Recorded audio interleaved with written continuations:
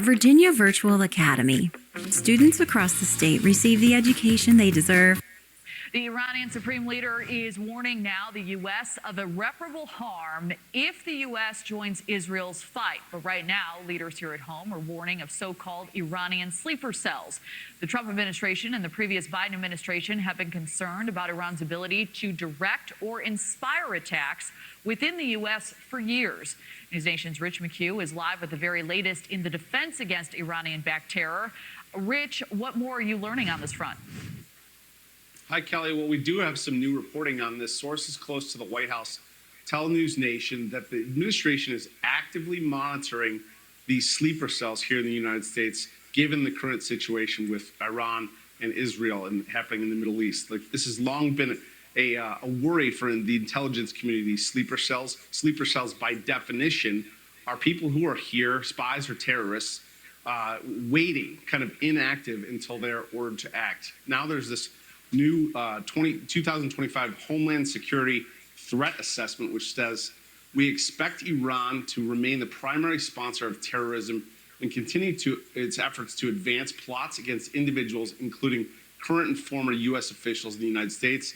The previous DHS threat assessment from Biden said the same thing. Now experts say, given the escalation between Israel and Iran, the possibility is very real, and our intelligence teams are working overtime. Here's Barak Seener. He's a senior fellow at the Henry Jackson Society. As the conflict in the Middle East escalates and Iran is being targeted, the regime thinks to itself, okay, we are on our last death throes, and therefore we will go out with a bang, quite literally. Its calculus will be very different if its survivability is threatened.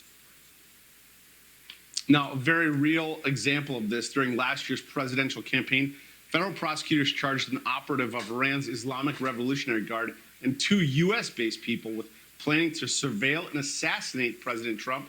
That operative reportedly telling investigators IRGC officials encouraged him to plan the attack. And then in February, President Trump's national security memo said, quote, Iran has also directed its proxy group, including Hezbollah's Islamic Jihad, to embed sleeper cells in the homeland to be activated in support of this terror activity. And just now, I want to say, Kelly, a source close to the White House tells News Nation, the president is closely monitoring the situation. The president does not want to go to war. The president will avoid war. He does not want to aggravate it. He's not going to do anything unless he thinks the only way to keep the American people safe is to do something. Kelly?